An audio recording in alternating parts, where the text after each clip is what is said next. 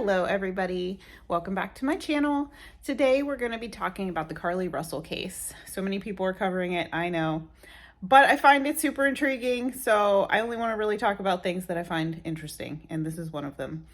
I heard about this case probably about a week ago through a video on Facebook that was shared, and it turned out to not really be the girl's brother, but he stated he was brother in Christ, sister in Christ, what have you. And by the time I had seen the video that she was missing, which was very concerning, I immediately wanted to share it. But first I like to do my research, and I went and saw that she had already been found. But along with finding her, there was really no context to finding her. Like, where was she? Where's the child that allegedly you saw walking on the side of the road? What happened? There's a wig involved laying on the ground. Those are concerning things that you would think we're going to hear some more details now about, but we haven't. And so it has led to this whole media frenzy, and I'm here to cover it. So today we are going to look at the press conference, in particular the timeline of events of Carlee Russell that day, because I'm interested to see what you're up to, girl. What were you doing that day? What were you doing, and how did you end up in this mess? So let's get into it. Let me say up front, this investigation is not over. We're still working this case, and we'll be working this case until we uncover every piece of evidence that helps us account for the 49 hours that Carlee Russell was missing. However, through the public interest, and in some cases, public fear, that this story has generated. So that was part of the problem too, as well, with her coming back with absolutely no context as to where she was, what happened to her, very little detail given to the public on a very public case. The public wanted to know, especially people living in the area, what happened? Where's the child? Should we be concerned? Is there a madman on the loose? Public needed to know this, and they weren't getting any answers whatsoever. They were just told to give the family space. Place of employment shows Carlee concealed a dark-colored bathrobe, a roll of toilet paper, and other items belonging to the business prior to her departure. She ordered food from Tzatziki's at the Colonnade and traveled there. She then traveled to Target on 280, where she purchased some granola bars and Cheez-Its. From there, she remained in the parking lot at that shopping center until 9:21 p.m. when she drove to I-459. Carlee communicated on her cell phone with individuals known to her while on her path of travel, up to the point of calling 911 at 9:34 p.m. And at this time, we will play the 911 call in its entirety. I am on Interstate 459, and there is a kid just walking by themselves. Oh, hold on. Where on 459 are you? I'm right next to the exit 10 by the Hoover Police, like to get off by the Hoover Police. Okay, so you're before that exit? Yes. Okay, and were you headed southbound or northbound? Like towards Tuscaloosa or toward 280? Towards Tuscaloosa. Okay, and was the child on the left or right side? On the right side. Were they walking northbound or southbound? They're walking towards Tuscaloosa. Walking southbound? Or how old do they look? Like a toddler, like maybe like 3 or 4. Did you pull over with them? Are you still with them? Yes. Okay, are you with the child right now? No, I'm not. I didn't get out of the car. I can see them though. Do you mind staying and keeping an eye on them until we get there? Yeah, sure, yeah. Okay, what kind of car are you in? I'm in a red Mercedes-Benz. Is it a sedan or SUV? SUV. I mean, it's a sedan. Sorry. Can you put your hazards on for me? Yeah, they're on. Okay. Did you talk to the child at all, or did you say anything to them? No. Okay. No. Do they look like they're injured?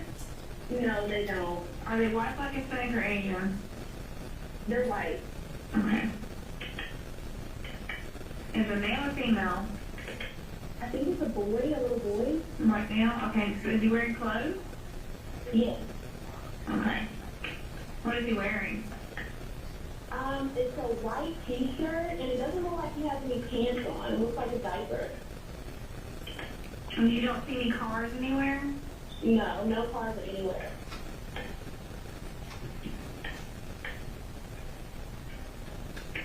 Okay. All right. What's your name? My name is Carlee Russell. And you don't see any injuries on the child from where you're at, correct? No, but I can't really see them that good. Okay, try to keep an eye on them for the best that you can, because I don't want you to lose track of them. Okay. All right, and do they have shoes on? No, No shoes. not that I can see. I can't really see that look. Okay. All right, I've got them on the way, okay? Just try to keep an eye on them, but the officers are on the way, okay? Okay, thanks. Thank you. Carlee called a relative after speaking with the 911 operator. She went missing during that conversation sometime after 9:36 p.m. Traffic camera footage was obtained which depicted this portion of the incident, and that footage was analyzed as part of the investigation in conjunction with the 911 call and cell phone data to accurately determine the time frame. Carlee's 911 call remains the only report of a child on the interstate, despite numerous vehicles passing through the area. She's the only one who called in a child that was walking along the interstate. The only one. Red flag. At that time. No one has called to report that a child is missing, and the Hoover Police Department did not locate any evidence of a small child walking down the interstate.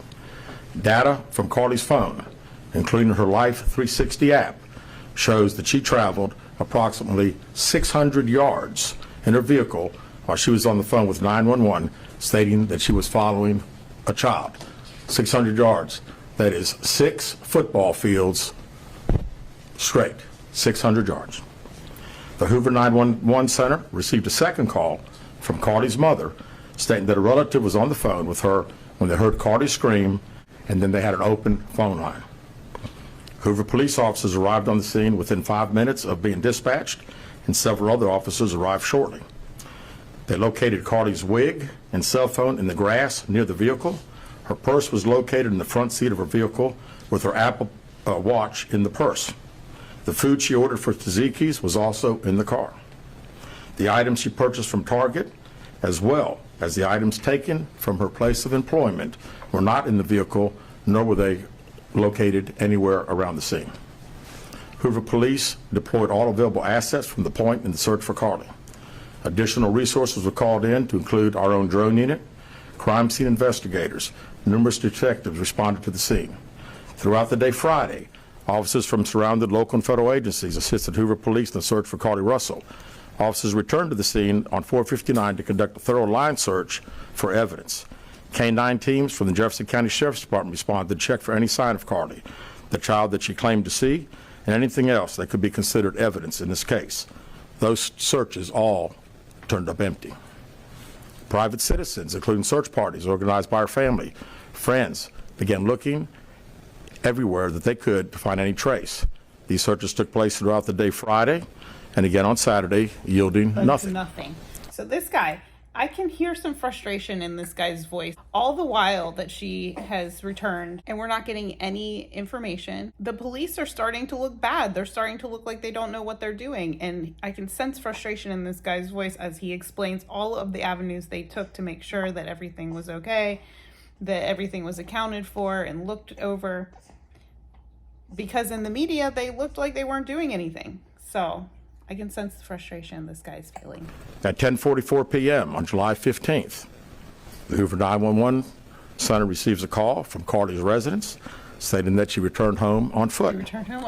In subsequent investigations, detectives obtained surveillance footage of Carlee walking down the sidewalk alone prior to arrival at her residence. She was conscious and speaking with paramedics when she was transported to UAB. Detectives were able to obtain a brief. I found that part interesting too. I'm glad he mentioned her state of being whenever he did this press conference, because her parents in their interview made it sound like she was in some weird state, that they didn't even want to hug her or come near her. They just stood back. It was very strange behavior from somebody who was missing their loved one. So I was glad he threw that little tidbit in there that she was coherent, she was talking to the police, she was normal as far as they could tell. Statement from her prior to being treated and released. During the statement, she told detectives that while traveling down the interstate, she saw a baby walking down the side of the road and called 911. She stated when she got out of her vehicle to check on the child, a man came out of the trees and mumbled that he was checking on the baby.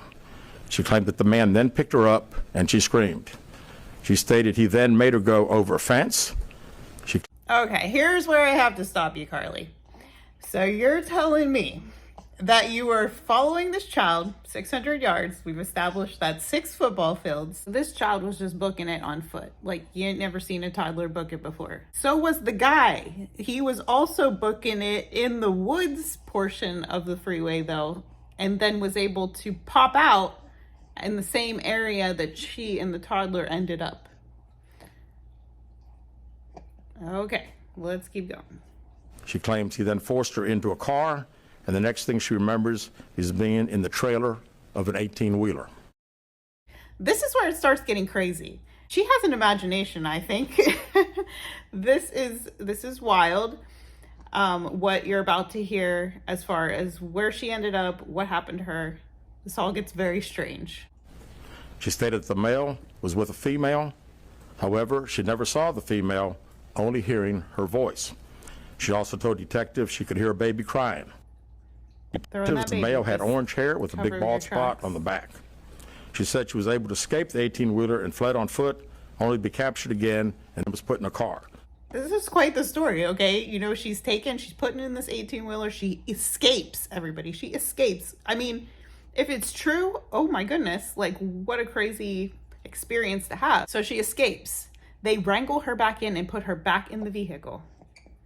18-wheeler. Can you imagine? She claimed she was then blindfolded, but was not tied up because the captor said they did not want to leave impressions on her wrists. She has no impressions because the captors knew they were going to give her back. They were just keeping her for a little bit. And they didn't want any marks because that would be the thing that could give them away.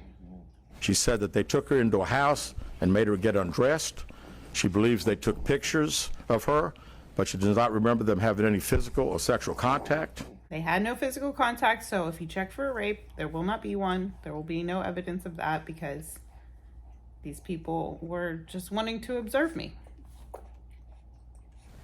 She stated the next day she woke up and was fed cheese crackers by the female. Was it her cheese crackers, the ones she bought at Target? She said the woman also played with her hair, but could not remember anything else. At some point, she was put back in a vehicle she claims was able to escape while it was in the West Hoover area. She told detectives she ran through lots of woods until she came out near her residence. During this interview, detectives noted that Carlee had a small injury to her lip, and she claimed that her head was hurting. She also had a tear in her shirt. Detectives also noted that she had $107 cash in her right sock. His face says it all. His face is her right sock. So she had a bunch of money on her too, which they weren't interested in apparently. Out of respect for Carlee and her family, detectives did not press for additional information in this interview and made plans to speak with her in detail after giving her time to rest. Detectives continue analyzing data from Carlee's cell phone that was left behind at the scene. We enlisted the help of the United States Secret Service in conducting this analysis. Part of what data included several internet searches in the days leading up to their disappearance that I think are very relevant to this case. On July 11th at 7:30 a.m., the term, "Do you have to pay for an Amber Alert?" was searched.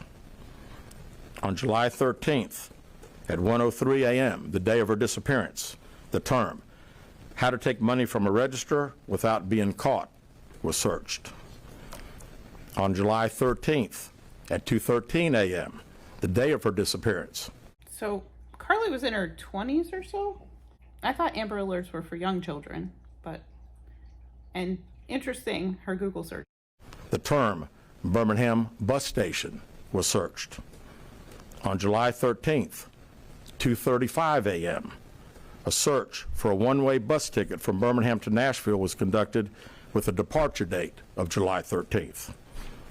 On July 13th at 12:10 p.m., a search for the movie Taken, a film about abduction, was conducted.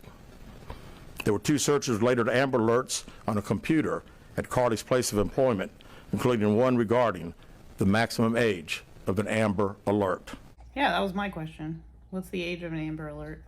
I had the same question, girl. There were other searches on Carlee's phone that appeared to shed some light on her mindset, but out of respect for her privacy, we will not be releasing the content of those searches at this time. We've asked to interview Carlee a second time, but have not been granted that request. As you can see, there are many questions left to be answered, but only Carlee can provide those answers. What we can say is that we've been unable to verify most of Carlee's initial statement made to investigators, and we have no reason to believe that there is a threat to the public safety related to this particular case. Thank you very much. Well, folks, it's pretty clear from that video what that old guy thinks. He smells something fishy, and so do I, and so do lots of us who have been covering this case, who have been looking into all the details. Interesting indeed, but there's something off about Carlee's story. I can't wait to find out more. I feel like more details will definitely come out about this. Some new interesting information today in this press conference. So what do you guys think? What do you guys think about her search history? Do you think it's just a coincidence that she was searching these things? Do you think she was planning something nefarious? Do you think she snatched her own wig? Do you think any of her story is practical or true? Leave a comment down below, and I'll see you guys in the next video. Bye.